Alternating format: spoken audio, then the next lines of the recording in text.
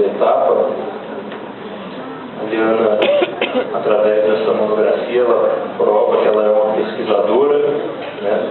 Cerca de 35 livros ou artigos científicos consultados e que foram referenciados aqui, né? Fora os que não foram.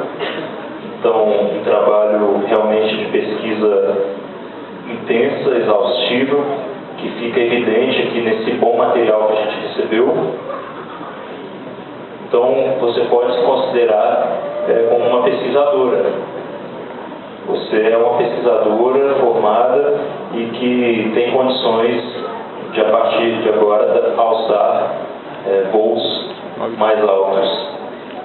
A Liana não é só uma pesquisadora, é também uma pensadora, e pensar é uma atividade cada vez mais rara hoje em dia, né?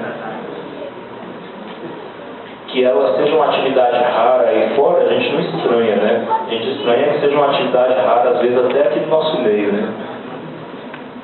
Mas infelizmente. Então, com esse material aqui, Liana, você mostrou também que você é uma pensadora, e como uma pensadora, é também uma pesquisadora autônoma. É uma outra característica de pesquisadores e de pensadores, a autonomia de pensamento. E, às vezes o Dargan, o orientador, eu ou a Carla, como professores que auxiliavam nas bancas, às vezes a gente falava de uma perspectiva, mas ela desenvolvia, ela tinha estofo teórico para poder rebater e para poder seguir na sua perspectiva. E isso é o mundo acadêmico. O mundo acadêmico não é feito de uma única verdade, ele é feito de construções, de tentativas de buscar uma compreensão a respeito do tema com liberdade, com autonomia. Essa autonomia não significa dizer qualquer coisa, significa dizer algo novo, original, porque sabe o que outros já disseram. E isso a Liana fez nesse trabalho. Bem, na leitura do seu trabalho, Liana, eu não tenho algo assim para dizer isso aqui foi um erro, isso aqui está inadequado. Eu tenho questões e acho que é muito bom quando numa banca de um trabalho acadêmico a gente pode discutir. Eu tenho 3 questões, eu acho que são muitas. Acho que nós não vamos dar conta de todas elas aqui hoje. Talvez eu vou fazer as 3 perguntas, você escolha aí uma que você acha mais interessante responder e a gente dá sequência aqui nas avaliações da banca. Você diz no seu trabalho que a EPTV não está preparada para esse novo mundo. É isso que o seu trabalho constata. Nesse novo mundo em que a marca precisa ser feita para poder garantir uma sobrevivência de uma empresa, e nesse novo mundo em que para ser feita a marca é preciso interagir, a EPTV não interage no seu perfil no Twitter, não interage. É mais ou menos como o meu perfil do Twitter. A diferença é que ela é uma empresa e ela precisa disso para sobreviver, né? Eu não. Então a EPTV não está preparada para esse mundo. Isso você constatou muito bem. Eu queria saber se você sabe, se você tem uma resposta para o porquê disso. Por que a EPTV não está preparada? É uma questão. A outra, para você escolher. Você acha que há uma crise na consolidação de marcas no mundo atual por causa disso, desse fenômeno?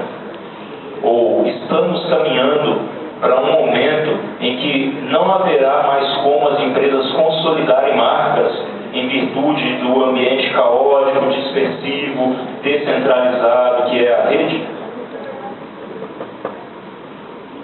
Por fim, na conclusão, você sugere que com as liberdades de comércio, de mercado que o capitalismo proporcionou desde a Revolução Industrial, culminando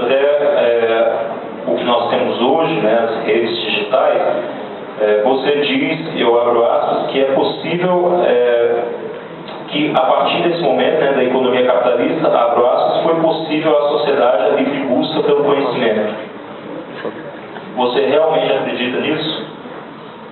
Que você diz? Pode escolher alguma delas. A vontade é tentar responder as três, mas eu não vou me atrever. Mas a primeira me incomodou bastante como a EPTB.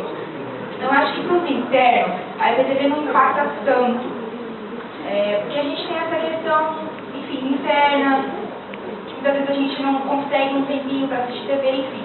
Mas para os externos, eu acho que eles têm a noção exata do que é EPTB. E a primeira pergunta ela me incomodou bastante. As três me incomodaram, mas a primeira pergunta, por que será que ela não está preparada, por que será que ela não mergulha de cabeça no ambiente interativo, né? Eu não posso afirmar com toda certeza, porque eu acho que demandaria um outro trabalho só sobre isso. Eu teria que voltar a estagiar lá e entrevistar o diretor de jornalismo, entrevistar o RH, a administração e a Globo Central e tudo mais. Mas eu me arrisco a dizer que a direção da TV, e isso acontece, aí eu junto um pouco a segunda pergunta, isso acontece eu percebo que acontece com muitas empresas, as empresas têm um pouco de medo de se arriscar. Porque quando você se coloca à disposição do seu público, num ambiente aberto, como é a rede social, que você twitta e todo mundo vê, todo mundo te segue, vê, e se eu estou conversando, e se eu sou moderador de uma empresa, todo mundo que me segue como empresa também vai ver, eu estou me expondo. E se eu estou falando sobre os meus erros ali, eu estou me expondo. E eu estou mostrando os meus defeitos, os pontos que eu devo melhorar. E eu acho que esse é o medo que a PTV tem, e muitas das outras grandes marcas ou das grandes empresas também possuem. É o medo de se arriscar e de se expor de uma maneira tão aberta para um público que muitas vezes não tem nada a perder. Às vezes já está chateado com a marca, então não vai perder nada se detonar a imagem da marca ali. É como se fosse uma autodefesa. Apesar delas saberem que estão sendo comentadas, que as pessoas estão falando sobre elas no ambiente virtual, eu prefiro ir nessa responsabilidade e ficar ali só marcando presença, mas de uma maneira não tão influente para eu não me comprometer. A EPTV tem condições financeiras de instituir uma equipe de comunicação forte, consolidada para explorar todas as potencialidades do ambiente virtual. Ela tem material humano e financeiro para isso. Existem pessoas dentro da casa que possuem grande interesse, e eu sei que eu já estive lá, e alguns repórteres já me falaram que sentem muita vontade de moderar os perfis da EPTV de uma maneira mais humana, mais pessoal, mas existem algumas limitações de hierarquia, burocráticas, que impedem que elas tenham esse uso, essa manifestação mais humanizada nos perfis. Então, eu acho que é uma soma de fatores. Eu encerro a minha fala, então, recomendando, Liana, que você continue o seu percurso acadêmico. Eu acho que você está pronta para fazer um projeto de pesquisa para mestrado. Eu acho que você devia pensar nisso. Sugiro, inclusive, se for sugerir linhas, sugiro linhas de comunicação metodológica, como a própria linha do Daniel Galindo na Metodista. Sugiro a linha do próprio Wilson Bueno na Metodista. A ESPM nessa linha também. Se você quiser trabalhar com internet dessa perspectiva, eu sugiro o Rogério da Costa, na PUC de São Paulo, o próprio Eugênio Trivinho trabalha dessa forma também. São algumas possibilidades para você. Eu acho que você devia pensar nisso. Permite colocar.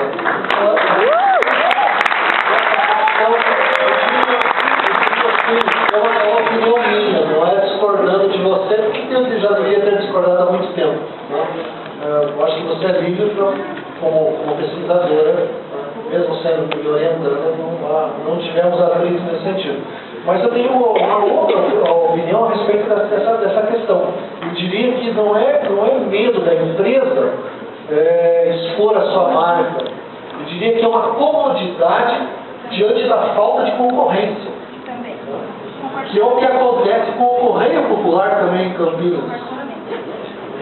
Porque a IPTV não tem concorrência. Não vamos dizer que a Record e a Bandeirantes de Campinas não concorrem, não são. Não tem o mesmo padrão. Porque se fosse uma questão de receio de expor a marca, quando que uma rede de TV vai criar uma revista? Então acho que eles não tiveram medo de se expor e criar a revista Terra da Gente. É uma das melhores revistas do gênero no país. E eles têm participado ativamente, inclusive, da produção do Globo Repórter. Então, pelo menos eu acho que não dá para dizer que o que você defende está errado, nem que é inteira verdade. Eu acho que são situações, são ângulos diferentes que a gente tem que enxergar essa questão. Porque Campinas é um caso único no Brasil. É uma cidade de grande porte de capital, maior que muitas capitais do Brasil, e que não tem, efetivamente, uma diversidade de mídia como tem em outras cidades do mesmo porte. Sobre isso, rapidamente, eu estava conversando esses dias com a Camila, que é terceira de publicidade, né, colega de quarto, e a gente estava questionando o posicionamento da Azul, linhas aéreas, nas redes sociais. E ela comentando, nossa, eles caíram muito em qualidade, e por que será? E eu falei assim, mas sabe o que é? E eu citei justamente isso que o senhor falou. Quando não tem concorrência, não tem estímulo. Pelo menos do ponto de vista capitalista, né? A IPTV está bem do jeito que está, muito bem do jeito que está. No dia que uma outra emissora resolver fazer alguma coisa extraordinária nas redes sociais, ela vai se desesperar. Mas o que ela faz até hoje está mais que suficiente para a demanda que ela tem. Ela consegue gerir. Agora, citando o exemplo da Azul, a Gol não consegue bater a Azul nas redes sociais, a TAM não consegue bater, por mais que o serviço da Azul não seja não estou nem discutindo isso. Mas, se tratando de redes sociais, o posicionamento da empresa nesse ambiente interativo, a Azul ainda é melhor, mesmo fazendo o serviço meia boca. Então, eu acho que isso aí vale para as outras empresas também. O fator da concorrência, concordo plenamente.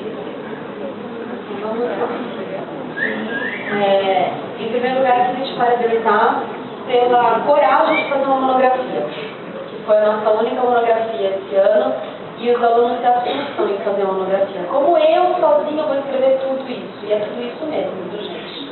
Era um dos maiores bloquinhos encadernados que eu tinha em mãos para ler, era o da Liana. Então, assim, parabéns pela coragem e pela autoconfiança em falar, eu sou capaz, eu vou conseguir fazer.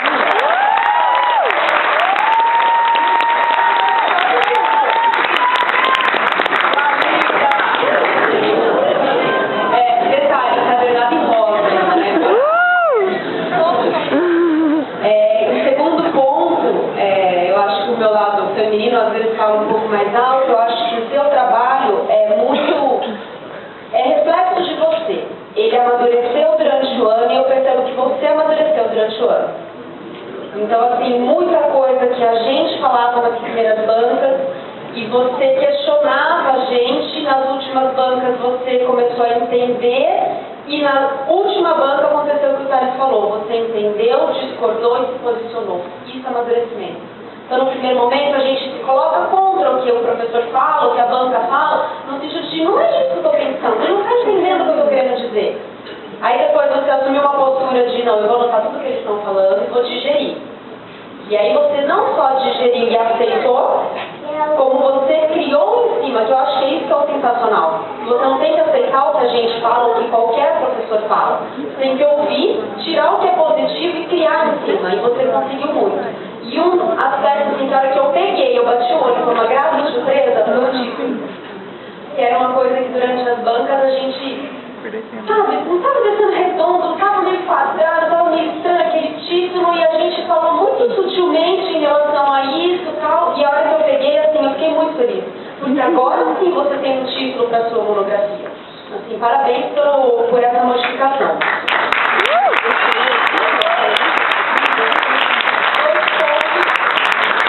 Que eu não posso deixar de dizer em relação à parte estrutural do trabalho. Na última vez que a gente falou do problema, você corrigiu, ficou perfeito, mas eu ainda senti um pouco na sua hipótese. A sua hipótese, ela está formada, mas o embasamento que você deu para formar a hipótese não encaixou. Então, assim, eu sei que você, Eliana, tem uma hipótese, mas aqui na sua monografia, a sua hipótese não está 100% encaixada com o embasamento anterior que você coloca. E o outro ponto é em relação à sua conclusão. Na verdade, você fez um grande resumo do seu trabalho nos 2 últimos parágrafos que você realmente concluiu. Então, assim, talvez você precisasse ter concluído mais na conclusão. Mas, de maneira nenhuma, esses 2 aspectos tiram o brilho do seu trabalho, tiram potencialidades de nota. Eu acho que eu seria injusta se eu fizesse isso, porque o fôlego de pesquisa que você tem, como o Thales colocou, é absurdo. Eu posso falar com experiência própria de ver perto colegas de mestrado que não tiveram uma pesquisa como essa. E eu estou falando da dissertação pronta. Assim, você mergulhou, você estudou, você deve ter se descabelado, chorado e acontecido mil coisas, mas você conseguiu mostrar pra gente uma densidade de perspectivas sobre um meio que é muito novo. Sabe, a gente às vezes pega 2 autores, 3 para falar de internet e acha que é suficiente porque alguém é muito novo, não tem autor falando sobre isso. Mentira, tem muita gente falando sobre isso. E tem muita gente que já tem pensamentos formados, ideologias montadas, pesquisas prontas, e a gente fica se escondendo atrás do é muito novo, então não tem onde pesquisar. E você provou que não. É muito novo, mas tem onde pesquisar. E a gente foi lá e pesquisou. Então, assim, parabéns mais uma vez. E diferente dos meus colegas, eu não vou falar para você montar um projeto de pesquisa para entrar no mestrado, porque isso aqui já é o seu projeto de pesquisa.